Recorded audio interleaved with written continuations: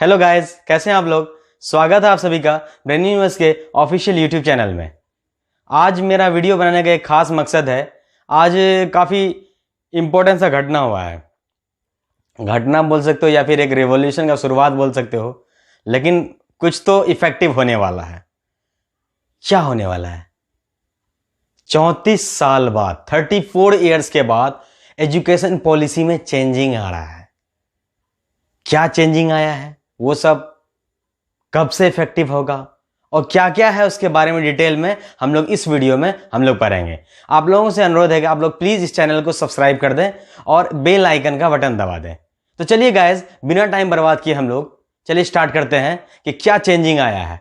मैं जैसा कि आप लोगों को बता दूं कि ये जो डिसीजन लिया गया ना, ये कोई रैंडम डिसीजन नहीं होता है। किसी भी एजुकेशन पॉलिसी में 34 ईयर्स बाद कोई चेंजिंग लाना, ये कोई रैंडम डिसीजन नहीं होता है। इसमें लगभग 2 लाख लोगों का सर्वे किया गया, उसके बाद ये डिसीजन लिया गया न्यू एजुकेशन पॉलिसी, जो कि मानव संसाधन विकास मंत्री या मंत्रालय के द्वारा ये डिसीजन लिया गया है। अब ये बिल के रूप में ये जाएगा लोकसभा और राज्यसभा में पास होने के बाद वो फिर बाकी जगहों में फिर लागू हो जाएगा, हर जगह के सिलेबस में, हर जगह के करिकुलम में, और इवन स्टेट्स वाले को भी इसको यूज करना पड़ेगा। चलिए मैं आप लोगों को बता दूं, अभी एक पॉलिसी लाया गया है 5+3+4, 5+3+3+4, यानी कि आप लोगों का जो 1 to 12 जो आप लोग पढ़ते हो उसको वो डिवाइड कर दिया गया है 5+3+3+4। अब ये क्या है सर, थोड़ा कंफ्यूजिंग लग रहा होगा।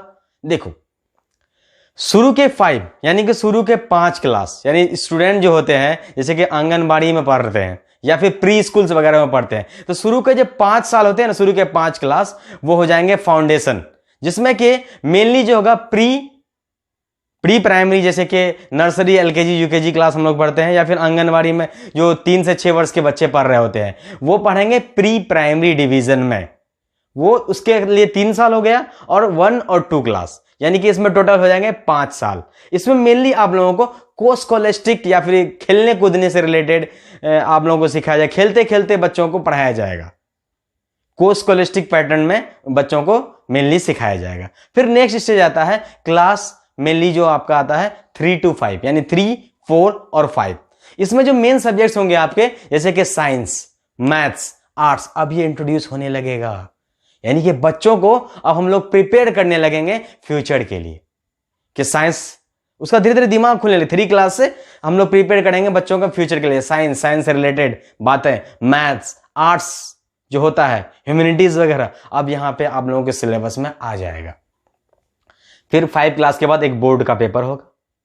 उसके बाद फिर आएगा 6 to 8 क्लास, 6 to 8 जो कि रेगुलर क्लास होता है। इसमें मैं आपको बता दूं, काफी रिवॉल्यूशनरी चेंज लाया जा रहा है कि क्लास 6 to 8 के बच्चों के लिए कोडिंग की व्यवस्था होगी। कंप्यूटर, जैसे कि आज कंप्यूटर युग है, आप लोगों को पता है नो डाउट, बच्चे मोबाइल चलाते हैं, सॉफ्टवेयर कैसे बनता है, ये सब के बारे में जानकारी मिलेगा। बच्चों को कोडिंग सिखाया जाएगा, सी प्रोग्रामिंग आज हम लोग जाके बीटेक में पढ़ रहे होते हैं, लेकिन अब जो है आप लोग क्लास 6 ऑनवर्ड्स, या फिर आईसीएसई 9 10 में भी दिया गया है, तो क्लास 6 ऑनवर्ड से आप लोगों को कोडिंग सिखाया जाएगा। आप लोगों को इंटर्नशिप कराया जाएगा। जैसे सपोज कोई बच्चा ऐसा है जो कि ज्वेलरी के काम में इंटरेस्टेड है, तो उसको स्कूल में वो माहौल मिलेगा कि वो किसी भी ज्वेलरी शॉप में जाकर या फिर किसी अच्छे से ब्रांड में जाकर के उसको ट्रेनिंग दिया जाएगा। कोडिंग है तो कोडिंग में पाइथन किसी को सीखना होता है, किसी को प्रोग्रामिंग से रिलेटेड और कोई अलग अलग चीज सीखना होता है, तो वो सब उन लोगों को ट्रेनिंग, इंटर्नशिप अलग अलग कंपनियों में विजिट करवा के उनको सिखाया जाएगा। यानी कि क्लास 6 से आपको इंटर्नशिप स्टार्ट हो जाएगा। जैसा आपका इंटरेस्ट है उस बेस पे स्कूल मुहैया करेगी। अब आया क्लास 6, 7, 8 हो गया, ये तीसरा स्टेज, ठीक है। और 4th स्टेज जो होगा वो 9 to 12 का लिए होगा। 9 to 12 क्लास, 9 to 12 का जो होगा वो एग्जामिनेशन वो होगा सेमेस्टर वाइज।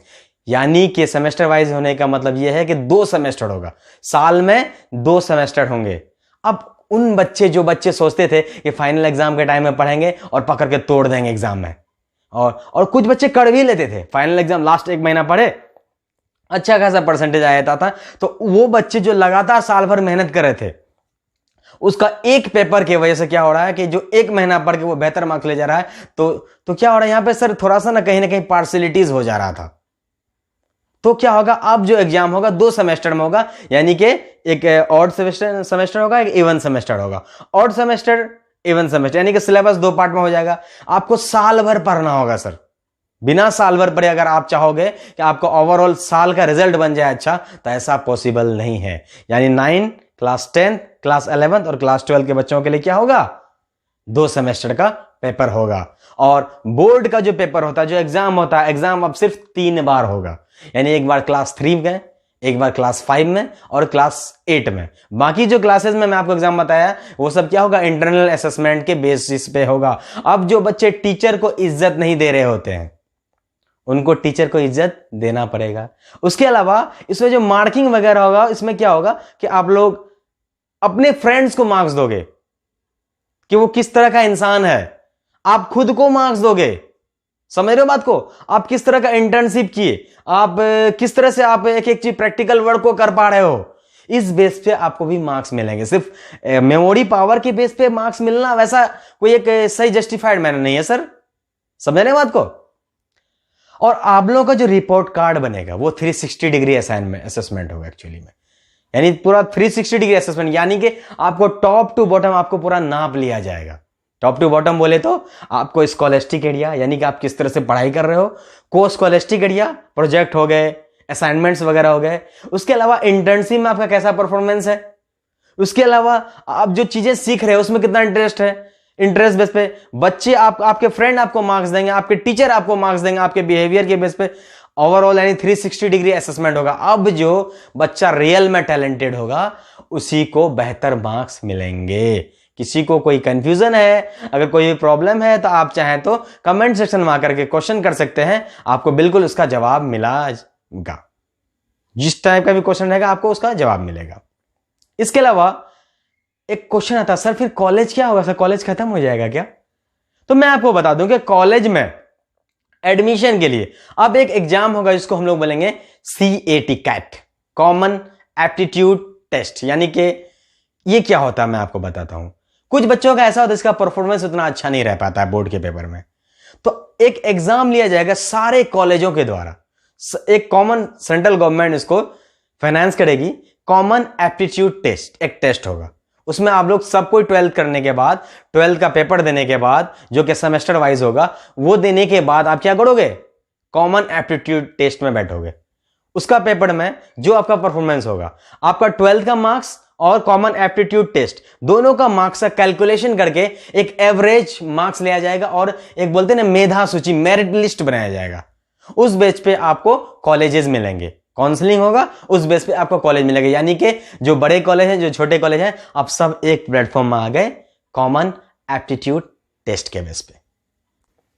देखो बच्चों, इन सब के अलावा एक काफी इंपॉर्टेंट अनाउंसमेंट है जो कि MHRD के द्वारा दिया गया है, एजुकेशन मिनिस्ट्री के द्वारा दिया गया है, कि आप लोग जो ग्रेजुएशन कर रहे होते थे, तो किसी के कारण में, जैसे कि मेरे साथ हो गया या किसी फ्रेंड के साथ हो गया, ग्रेजुएशन फर्स्ट ईयर कंप्लीट किया, उसके बाद में आप कॉलेज किसी कारणवश कुछ गैपिंग हो गया, अब सर मेरा 1 साल बर्बाद हो गया, तो आपको क्या करना पड़ता था, वापस से फिर से फर्स्ट ईयर पढ़ना पड़ता। 1 साल आप पढ़ लियो, फिर से आपको वापस से फर्स्ट ईयर पढ़ना होता था।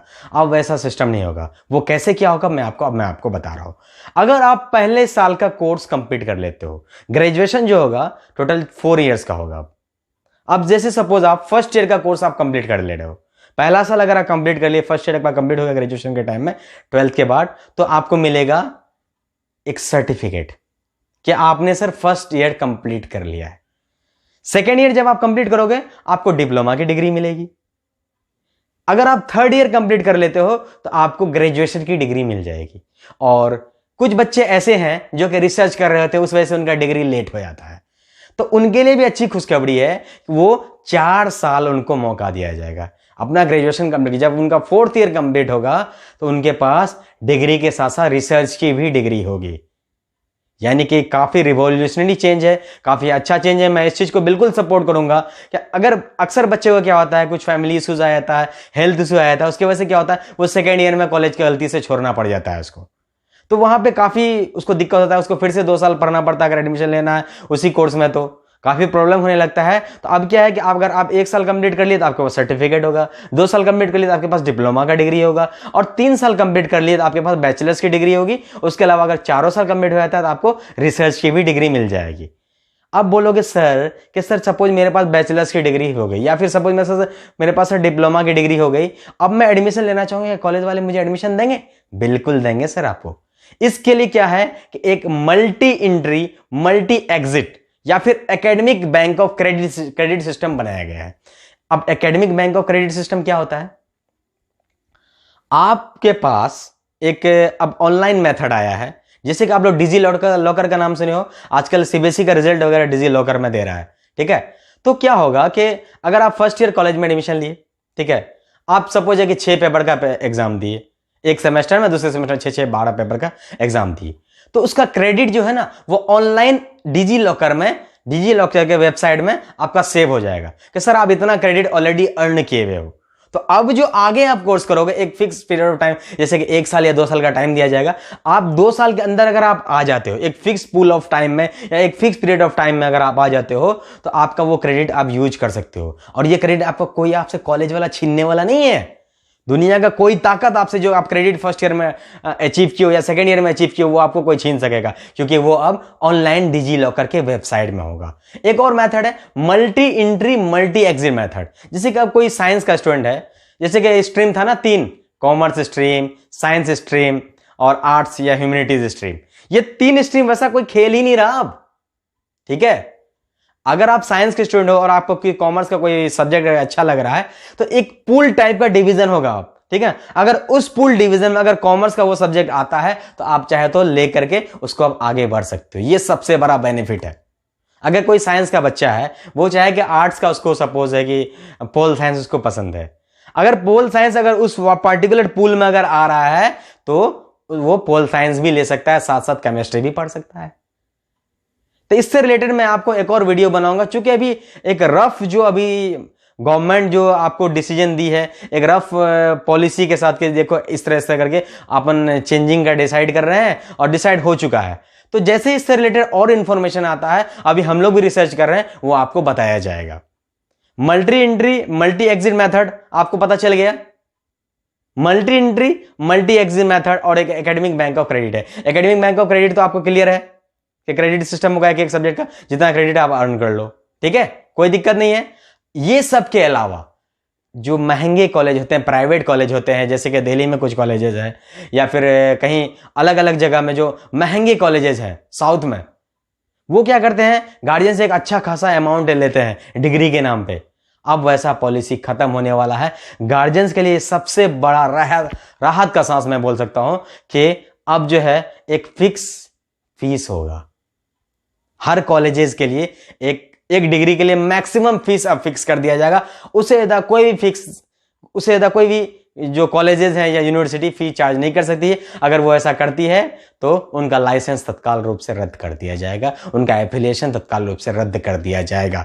ये सब के अलावा जो एफिलिएशन एजेंसी है या फिर हायर एजुकेशन के लिए जो एजेंसीज है, जैसे कि यूजीसी, एआईसीटी, वो सब अब मर्ज होकर के एक कॉमन प्लेटफॉर्म हो जाएगा। यानी यूजीसी से एफिलिएशन या एआईसीटी से एफिलिएशन जो होता था या जो नैक वगैरह का एक्रेडिटेशन दिया था, वो सब अब एक कॉमन प्लेटफॉर्म के अंदर आ जाएगा। समझ में आ रही है आपको?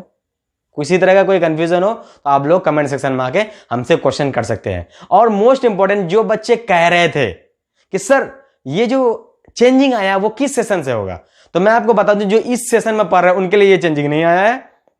ये चेंजिंग इफेक्टिव होगा 2021 से 2022 वाले सेशन के लिए, यानी कि अगले सेशन में आप लोगों को ये चेंजिंग देखने को मिलेगा। आगे के इंफॉर्मेशन के लिए और जो एजुकेशन पॉलिसी में नया नया चेंजिंग आया है उससे रिलेटेड इंफॉर्मेशन के लिए आप लोग चैनल को प्लीज सब्सक्राइब कर लें और देखते रहें ब्रेन यूनिवर्स के एक एक वीडियोस को। Thank you very much. मुस्कुराते रहिए, हंसते रहिए।